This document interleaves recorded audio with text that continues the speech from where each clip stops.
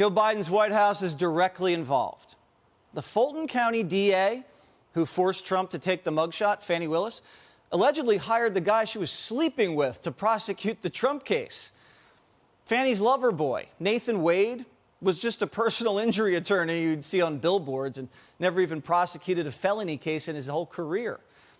Well, Fani decided Nathan was qualified in other ways and made him the highest paid prosecutor in the state. Fani apparently hired her unqualified boyfriend and gave him nearly $1 million to prosecute Trump.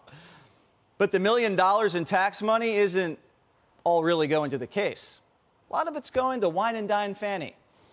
Fani's lover took her to Napa and a Caribbean cruise. Somehow Fani found a way to get kickbacks from a sex scandal. Bless her heart.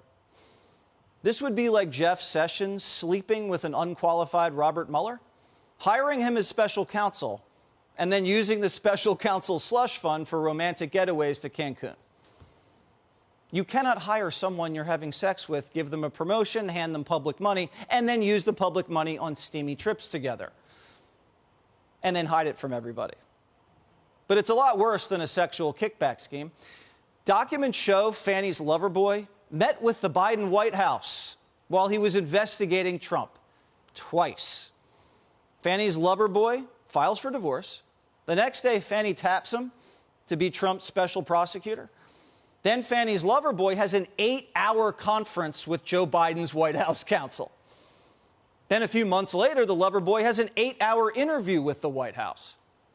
And lover boy billed the taxpayer $2,000 for each meeting, which would mean local prosecutors prosecuting Donald Trump are officially working with the Biden White House.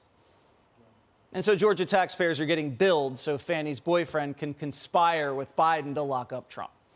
Oh, and they're being billed for Caribbean cruises. The people who are prosecuting fraud are the ones committing it. And the White House is always saying they have nothing to do with Trump's indictments. It's all being done independently. So then why are Biden's people meeting with Trump's prosecutors for 8 hours? What, are they talking about the weather? Probably. Now, I thought the Giggly Wicken jury forewoman was enough to get this case tossed, but this heaping pile of conflict and corruption, slam dunk. You had a very big event yesterday, as you saw, in Georgia, where the district attorney is totally compromised. The case has to be dropped. In fact, they say she's in far more criminal liability than any of the people she's looking at. So I think that when you look at what happened, where they pay a lawyer with absolutely no experience $700,000 who happens to be her lover or her boyfriend, and then they go on trips and vacations together, very expensive vacations together. And the reason they paid him so much because he was after me. Tomi Lahren, Outkick host, joins us. Again, Tommy, I did not see sexual kickback cruise in this case. Did you see that coming? You know, Jesse, I watch a lot of Bravo, and this feels more like The Real Housewives than real life.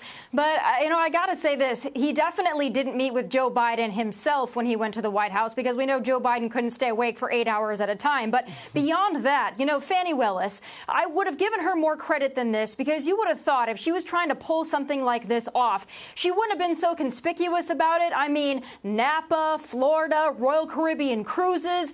Make it a little bit easier on yourself. Go to Cheesecake Factory, Olive Garden, something like that, something that's not costing your taxpayers this much money. But it just goes to show that everything that Democrats accuse Republicans of doing, either they have done, they are doing, or they will do. This is another example of that, and it reads more like a Spanish soap opera. But it is real life, unfortunately, and probably nothing will happen to Fani in the aftermath of it, and I think that's just the cherry on top here, Jesse. Yeah, she'll probably get a promotion, but this case is totally imploded. So, Tomi Lahren, you're giving people advice. If you're saying, if you're trying to keep your corrupt sexual relationship with someone discreet, you don't go on a cruise with 1,000 people?